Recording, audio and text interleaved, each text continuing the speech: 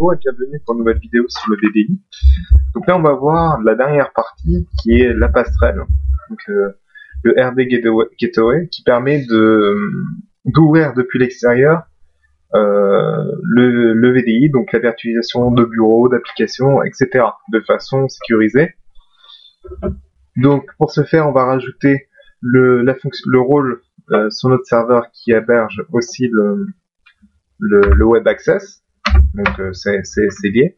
Donc le gateway en fait c'est là où on va renseigner le certificat utilisé pour autoriser la connexion, c'est là où on va indiquer quel utilisateur a le droit de se connecter via la gateway, sur quel ordinateur vous pouvez vous connecter, etc.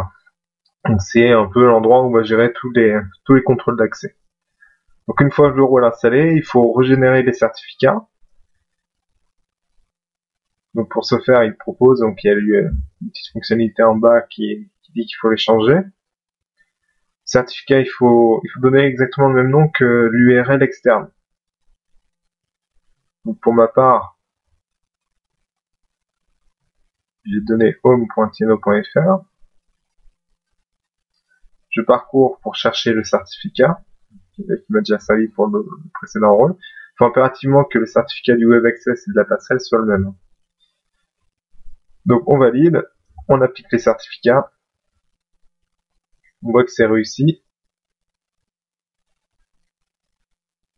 Là, on va indiquer celui que je viens de créer.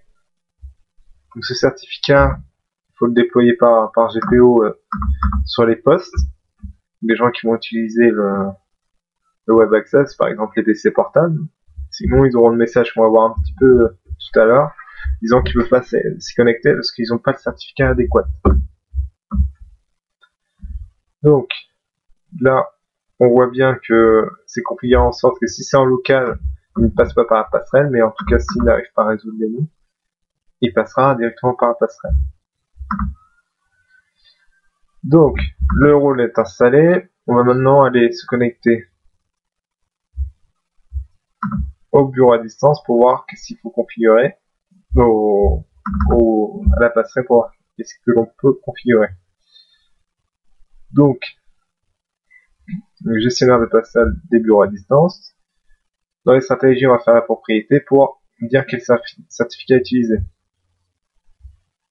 Là, on peut retrouver la liste des certificats qu'on vient de créer, qui était là présent auparavant. Donc, moi, je décide, pour être sûr, d'importer les certificats que l'on vient de générer.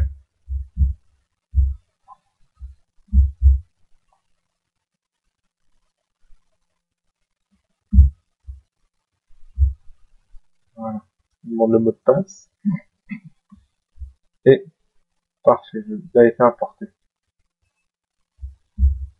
Donc on peut aussi configurer les types de sécurité par rapport à la connexion. Et maintenant on va essayer de se connecter une fois qu'on a importé le certificat.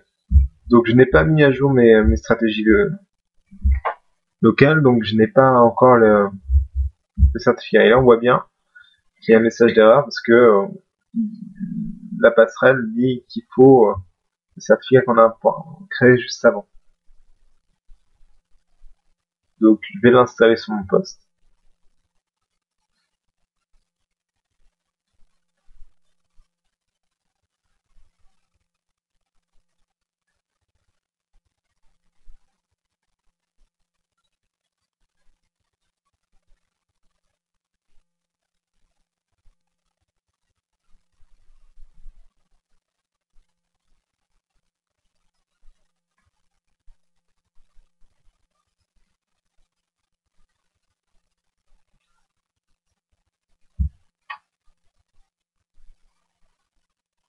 Le certificat importé, voilà.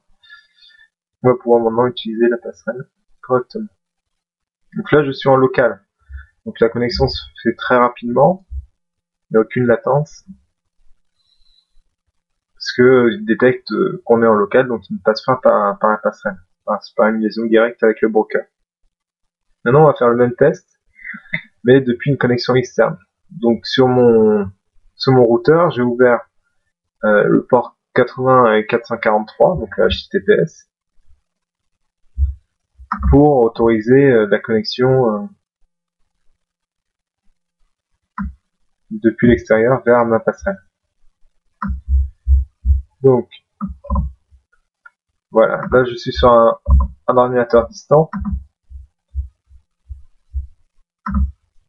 Et là j'ai accès depuis l'extérieur à mon portail.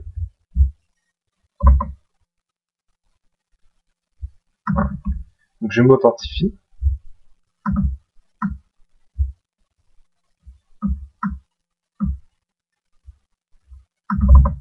Je me connecte. Donc, voilà, j'accepte l'ActiveX qui permet d'ouvrir directement le fichier RDP via le bureau à distance. Et là on va avoir exactement le même message. Donc, deuxième authentification.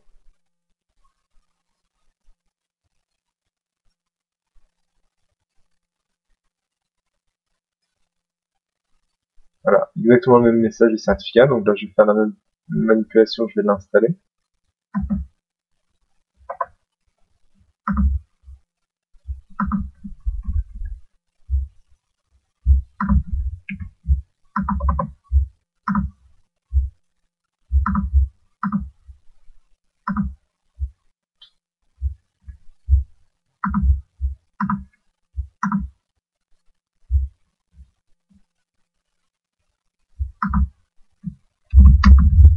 Je vais l'installer maintenant.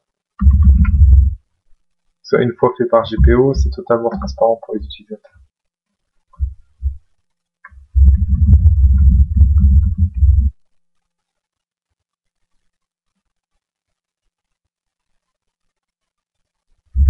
Et là,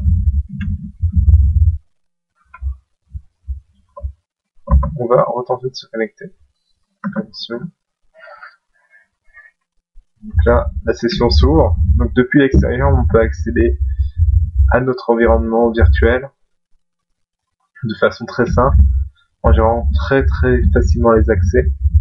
Disons tel ordinateur, tel utilisateur a le droit de se connecter sur tel ordinateur. Donc c'est vraiment très simple de configuration. Donc vous pouvez retrouver mes autres articles sur mon site, romaintiano.fr, et c'était le dernier article sur le VDI.